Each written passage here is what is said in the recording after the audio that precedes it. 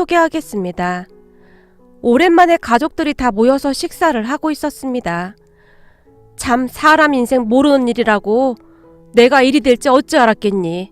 그때 우리가 결혼한다고 했을 때 참 말도 많았었는데 내가 사람 보는 눈이 있었던 거지. 우리 남편 같은 사람이 세상 천지에 어디 있겠어. 그러게 그때 형부 얼굴만 보고 무서워서 엄마 등 뒤에 숨기 바빴었는데 지금 생각해보면 내가 참 철이 없었어. 형부 아니었으면 지금쯤 우리가 어찌 되었을까 하는 생각까지 들어. 형부 항상 감사해요. 저희가 평생 은혜 갚으면서 살게요. 여동생의 눈시울이 붉어졌습니다. 처제 이제 그만해도 돼. 나도 우리 어머니랑 단둘이 살다가 이렇게 좋은 처제랑 처남이 생겨서 얼마나 좋았는데. 그러니까 앞으로는 그런 말 하지 마. 우리 지금처럼만 잘 지내자고. 매형이 가족들을 둘러보았어요. 식사를 하는 내내 가족들의 표정은 더할 나위 없이 행복해 보였습니다. 그런 모습을 보며 문득 우리 삼남매가 살아온 인생이 마치 어제 일처럼 머릿속을 스치고 지나갔습니다. 우리 누나는 버스 안내양이었습니다. 누나는 20살 무렵부터 버스 안내양을 시작했습니다. 어려운 집안 형편으로 인해 누나에게는 선택의 여지가 없었거든요. 여동생이 세상에 나온 지 얼마 되지 않아 아버지가 막노동을 하시다가 세상을 떠나셨으니까요. 결국 누나는 학교를 다니다 그만두고 공장에 취직을 해서 돈을 벌었었는데 얼마 뒤에는 식모사를 하겠다며 서울로 올라갔고 그곳에서 한동안 일을 했습니다. 그런데 식모살이 하던 곳 주인집 여자가 그렇게 악독했다고 합니다. 결국에는 참다 얼마 뒤 누나는 아는 사람의 소개로 20살이 되던 무렵부터 버스 안내양을 하게 되었습니다. 그때 당시 누나가 할 수 있는 일은 많지 않았으니까요. 이 누나가 돈 많이 벌어서 올 테니까 니들은 돈 걱정하지 말고 공부 열심히 해야 한다. 그래야 나중에 서름 안 받고 살 수 있어. 누나가 동생과 저를 지그치 바라봤습니다. 그래봤자 누나와 제 나이가 3살 차이였는데 저는 그때 고등학생이었고 누나는 이제 막 20살이었습니다. 누나 덕분에 고등학교까지 다니고 있는데 나도 학교 졸업하면 바로 취업할게. 그때까지만 기다려. 제가 미안한 듯 누나를 바라봤어요. 쓸데없는 생각하지 말고 공부나 열심히 해. 그래야 누나가 고생하는 보람이 있지. 니들은 다른 생각하지 말고 공부나 열심히 해. 누나가 단호한 목소리로 말했어요. 그 뒤 누나는 서울로 올라가서 버스 안내양을 시작했습니다. 아마도 우리 나이대 분들이라면 버스 안내양이란 직업을 다들 아시리라 생각합니다. 그때 당시 버스에는 버스 안내양이 한 명씩 있었으니까요. 버스 안내양이었던 누나는 새벽 5시에 출근해서 밤 늦게까지 일을 해야만 했습니다. 이제 막 20살이 되었던 여리디 여린 누나는 늦은 밤까지 버스에서 일을 했습니다. 가끔 집에 내려온 누나의 말에 따르면 항상 잠이 부족했기에 아침밥을 제대로 먹고 다닌 적이 없었다고 할 정도였어요. 노는 날 집에 내려온 누나는 종일 잠만 자기 바빴는데 잠을 자다가 가끔은 잠꼬대를 하기도 했어요. 오라이! 라는 말을 중얼거리기도 했거든요. 누나의 잠꼬대에서 삶의 고단함이 그대로 느껴지곤 했습니다. 평소 내성적이던 누나는 버스 안내양이 합격하자마자 오라이! 라는 말을 수도 없이 많이 연습했으니까요. 오라이! 이 말이 안 나오면 어쩌나. 그게 제일 걱정이야. 내가 자세히 보니 아주 큰 소리로 말을 해야 하더라고. 오라이! 내 목소리 어떠냐? 좀 크냐? 누나가 버스를 탕탕 치는 흉내를 내며 힘껏 오라이를 외쳤습니다. 글쎄, 근데 목소리가 조금 작은 것 같은데? 버스에 사람이 엄청 많잖아. 그래서 더 크게 해야 할 것 같은데? 오라이! 이 정도는 돼야 하지 않을까? 제가 목청껏 외치며 누나를 바라봤어요. 오라이! 이렇게 해야 하는 거 아냐? 우리 뒤에서 책을 읽고 있던 여동생이 우리를 보며 깔깔 웃어댔어요. 그렇게 우리 셋은 한동안 오라이를 연습하며 얼마나 웃었는지 모르겠습니다. 작은 방에 앉아서 셋이서 깔깔거리며 웃던 그때가 바로 엊그제 일 같은데 벌써 우리 삼남매가 이렇게 나이를 먹었네요. 우리 누나는 그렇게 버스에서 오라이를 몇 번이나 외쳐댔을까요? 버스를 탈 때마다 우리 누나가 생각나서 항상 마음 깊은 곳에서 뜨거운 무엇인가가 올라오곤 했습니다. 그리고 항상 불안하고 무섭기도 했어요. 일을 하다가 혹시나 누나가 다치지는 않을까 걱정이 되었으니까요. 누나는 그렇게 26살 때까지 버스 안내양을 했습니다. 원래는 20살 중반이 되기 전에 그만둔다고 하는데 우리 누나는 악착같이 조금 더 버텨냈습니다. 그러던 어느 날 갑자기 누나가 버스 안내양 일을 그만두겠다고 말을 했어요. 그래, 많이 힘들었지. 그 일이 어디 보통 일이겠어. 그동안 네가 돈 벌어서 뒷바라지 하느라 고생이 많았다. 이젠 좀 쉬어. 내가 항상 너한테 염치가 없다. 누나만 보면 미안해하시던 엄마가 누나의 손을 꼭 붙잡은 채 눈물을 훔치셨어요. 엄마가 잘못한 게 뭐가 있다고 그래. 엄마도 그동안 고생 많이 했잖아. 근데 나 힘들어서 그만두는 게 아니라 사실 결혼하고 싶은 사람이 생겼어. 그래서 그만둔다는 거야. 그리고 나이도 많아서 더 이상 하기도 어렵고. 너 사귀는 사람 있었어? 그동안 아무 말도 안 했잖아. 엄마가 놀란 듯 누나를 빤히 바라봤어요. 결혼이 확실해지면 말하려고 했지. 근데 내가 한동안 지켜봤는데 사람이 아주 성실하고 착해. 뭐 하는 사람인데 일하다가 만난 거야? 그냥 농사를 꽤 크게 짓는다고 하는데 이것저것 안 하는 농작물이 없는 것 같아. 거기다 시어머님 되실 분도 좋은 분이시고. 누나가 활짝 웃고 있었지만 엄마의 표정은 심란해 보였어요. 농사 짓는 게 아주 고된 일인데 하필이면 농사꾼이랑 결혼을 하려고 해? 그럼 너도 평생을 농사일 해야 할 거 아니야. 지금까지 고생만 했는데 그냥 멀끔하게 차려입고 회사 다니는 사람 만나서 살림만 하면 좀 좋아? 엄마의 얼굴에는 근심이 가득해 보였습니다. 엄마, 나도 뭐 하나 잘난 것도 없잖아. 사실 그 사람 정도면 내 입장에서는 오히려 감사하다고 해야 할 정도지. 네가 내세울 게 없긴 왜 없어. 너 정도 인물이면 어디는 나도 빠지는 인물이 아닌데. 그렇잖아도 저 밑에 동네 방앗간집 아들이 너 마음에 들어 한다고 그 집 엄마가 나한테 네 안부를 계속 물어보고 있었어. 저번 명절에 길 가다가 너 보고는 아주 예쁘다고 소개시켜달라고 했단 말이야. 그 방앗간집 아들은 서울에서 꽤 괜찮은 회사를 다닌다고 하더만. 차라리 그런 집에 시집가면 좀 좋아? 가만 보니 얼굴도 멀끔하고 사람 참 괜찮아 보이던데. 농사 짓는 게 어때서 그래?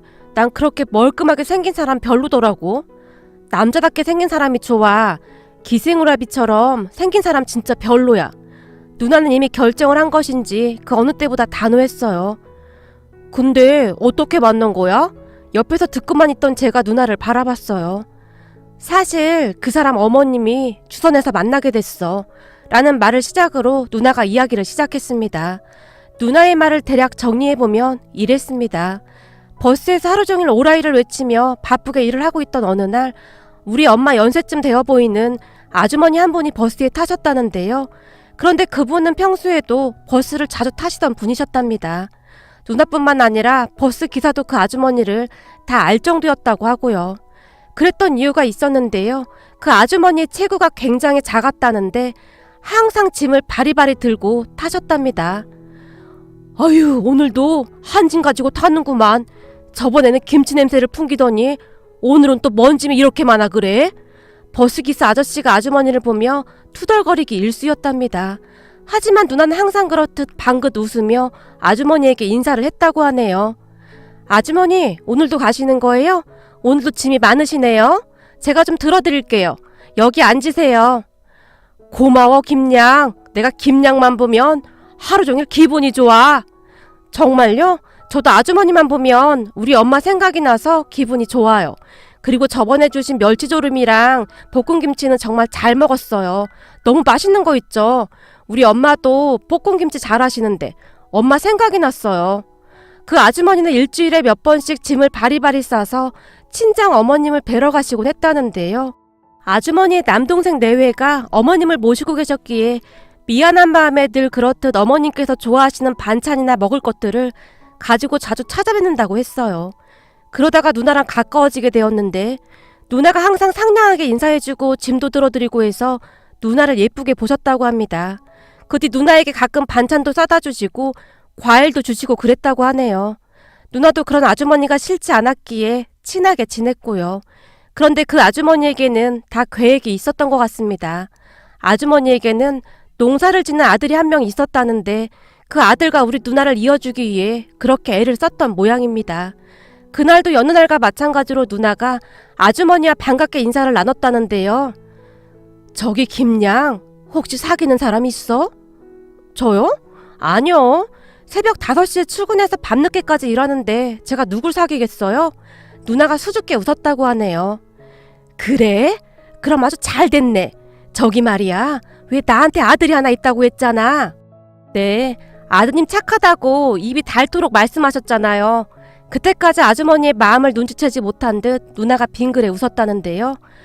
그래, 우리 아들이 엄청 착하고 그렇게 성실할 수가 없어. 그래서 말인데 김양 혹시 우리 아들 만나볼 생각 없어? 아주머니가 단숨에 누나에게 말을 했답니다. 네? 아주머니 아드님을요? 그래, 내가 그동안 김양을 꽤 오래 봤었잖아. 근데 보면 볼수록 사람이 너무 마음에 들어. 아무리 봐도 우리 아들하고 잘 어울릴 것 같아. 그러니까 우리 아들 한 번만 만나봐. 밥이나 한 번 먹는다고 생각하면 되잖아. 아주머니가 간절한 눈빛으로 누나를 바라봤습니다. 하지만 누나는 머릿속이 복잡할 수밖에 없었다는데요. 누나가 결혼을 하고 나면 우리 학비부터 이래저래 걸리는 게 한두 가지가 아니었기에 걱정이 되었답니다. 그랬던 누나가 처음에는 정중히 거절을 했지만 그 뒤에도 아주머니가 누나에게 지속적으로 부탁을 했답니다. 결국 누나는 그동안 아주머니와의 친분도 있고 하니 밥이나 먹고 오자 하는 마음으로 아주머니의 아들을 만났답니다. 그런데 생각보다 말도 잘 통하고 사람이 그렇게 진국일 수가 없더래요. 그렇게 만나다 보니 결혼까지 생각하게 되었고요. 와, 완전 러브스토리네. 누나가 마음에 들면 난 찬성이야. 우리 누나 마음에 든 사람이면 분명히 괜찮은 사람일 거야. 제가 누나를 보며 활짝 웃었어요. 누나 말대로 매형은 참 좋은 사람이었어요. 인상이 조금 우락부락해 보이는 거 빼놓고는 말이죠. 여동생은 그런 매형이 무섭다며 한동안 눈도 못 마주칠 정도였으니까요. 특히나 이모들이 매형을 아주 대놓고 무시하기 바빴는데요. 너 정신 똑바로 차려. 생긴 게 무슨 산토정돈같이 생긴 게 어디 하나 볼 것도 없구만. 거기다 홀어머니에 농사 짓는 사람이 뭐가 좋다고 결혼을 한다는 거야? 네 팔자도 참 사납다. 가만히 보니 지 팔자 지가 꼰다고. 네 팔자는 평생 그러고 살 팔자인가 보다. 우리 딸 봐라. 회사 다니는 남자 만나서 살림만 하면서 잘 살잖니? 하긴 버스 안내양했던 네가 그런 남자를 어떻게 만나겠니? 농사꾼 정도면 아주 딱이긴 하네. 라는 막말도 했으니까요. 하지만 누나는 그저 웃어넘길 뿐 어떠한 말도 하지 않았어요. 그 뒤 누나는 매형과 결혼을 했습니다. 결혼 후 농사를 짓기 시작한 누나는 매번 농작물들을 보내왔어요. 거기다 매달 일정 금액의 돈도 같이 보내왔습니다. 누나와 매형은 그렇듯 우리가 학교를 졸업하고 취업을 할 때까지 묵묵히 뒷바라지를 했습니다. 그 은혜는 평생을 갚아도 갚을 수가 없을 정도입니다. 동생과 저는 그렇게 학교를 졸업한 뒤 동생은 회사원이 되었고 저는 은행에 취업을 했습니다. 첫 월급으로 매형과 누나의 선물을 준비해서 찾아갔는데 매형과 누나가 어찌나 좋아하시던지 그 모습이 평생토록 잊혀지지가 않습니다. 취업을 한 동생과 저는 돈을 모아서 얼마 뒤 매형에게 드렸어요. 큰 돈은 아니었지만 조금이나마 은혜에 보답하고 싶었거든요. 하지만 매형은 절대 돈을 받지 않았습니다. 내가 동생들 학비 좀 도와준 건데 그걸 받는 형이 어딨어. 됐으니까 장모님 살림에 보태드려. 그리고 처남이랑 처제는 장모님 고생하신 거 절대 잊으면 안 되는 거 알지? 우린 괜찮으니까 항상 장모님 잘 챙겨. 라는 말을 할 뿐이었어요. 그러던 어느 날 서울에 살던 이모에게 연락이 왔다는데요. 이번에 니들 이모 생일 때 사촌 누나 집에서 다 같이 밥 한 끼 먹자고 하더구나. 이모가 니들도 다 왔으면 하던데 다들 올 수 있는 거지?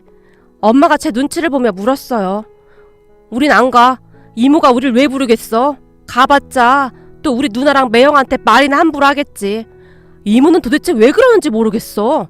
사촌 누나 매형도 딱히 잘난 것도 없더만. 제가 잔뜩 인상까지 쓴 채 말했어요.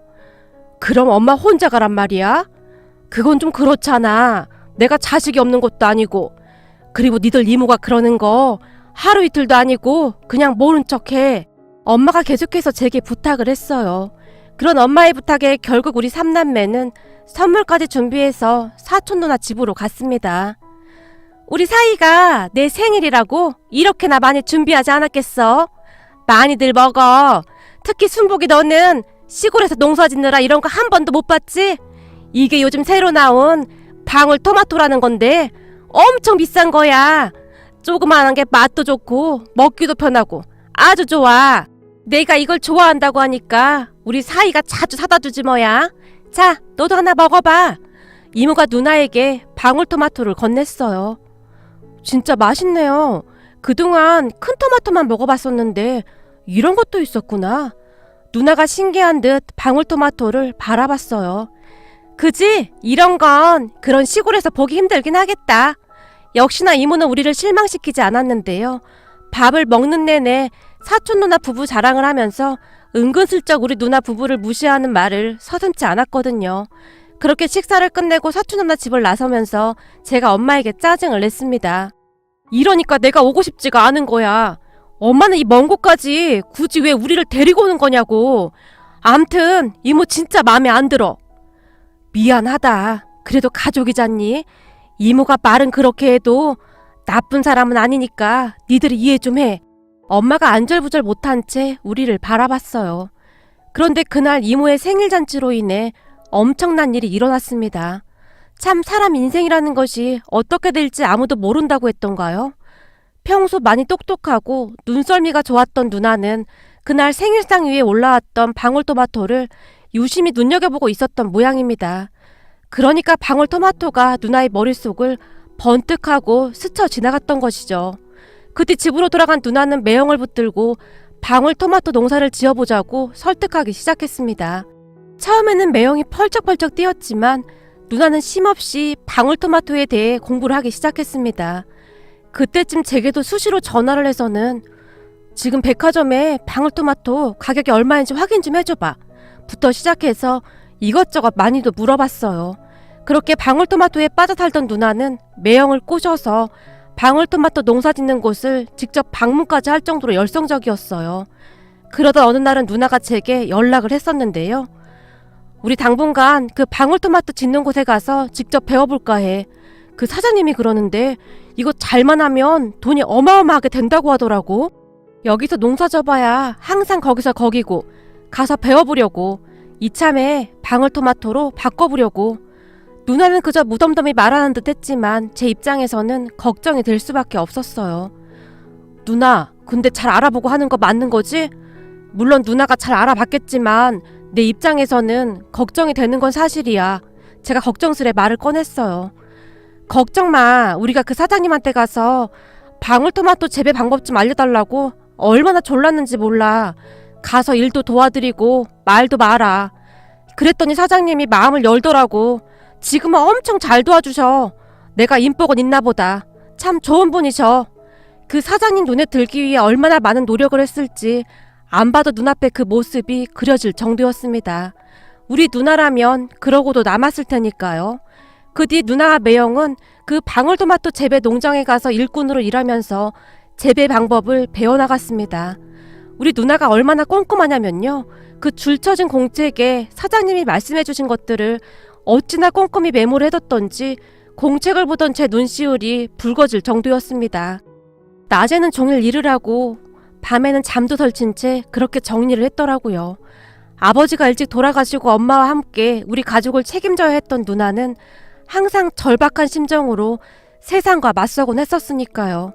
그런 누나의 마음이 고스란히 느껴져서 저도 모르게 눈물이 멈추질 않았습니다. 그리고 그 뒤 누나와 매형은 방울토마토 농사를 시작했는데 첫 해에는 실패를 했습니다. 하지만 누나는 실패를 전혀 두려워하지 않았어요. 다만 실패한 부분에 대해 매형과 함께 연구하고 또 연구했습니다. 그리고 그 다음 해부터 방울토마토 농사가 대박나기 시작했는데요. 어느 날 제가 매형에게 전화를 했습니다. 매형, 올해는 좀 어때요? 농사는 잘 됐다면서요. 혹시나 농사 잘 안 돼서 돈 때문에 힘드시면 말씀하세요. 제가 회사 다니면서 모아놓은 돈이 조금 있으니까 그거라도 보내드릴게요. 제가 매형에게 걱정스레 물었어요. 처남, 그게 무슨 말이야? 우리 지금 대박 났어.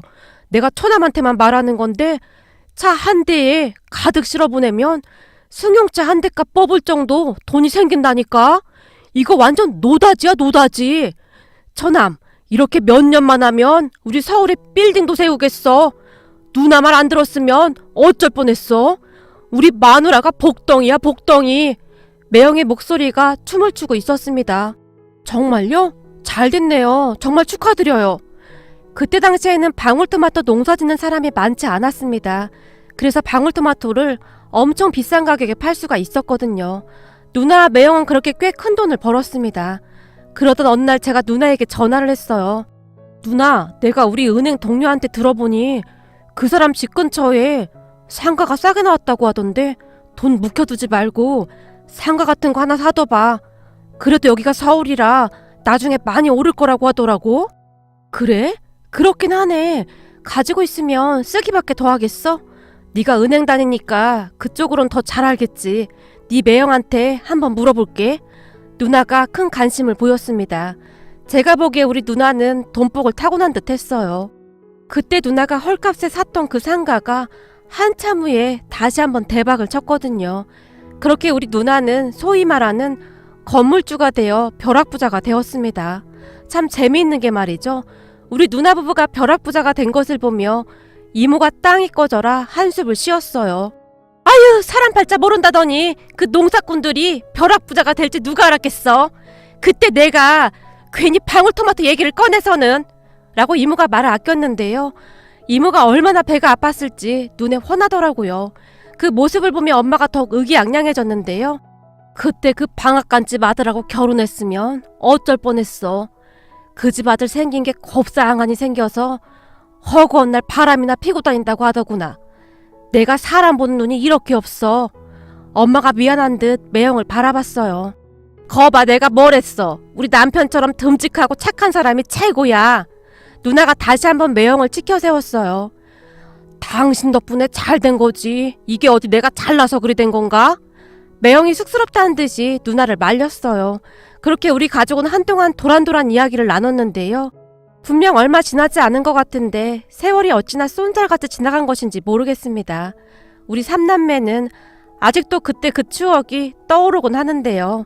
지나가는 버스를 볼 때마다 버스에서 오라이! 라고 외치던 누나의 모습이 잊혀지지가 않습니다.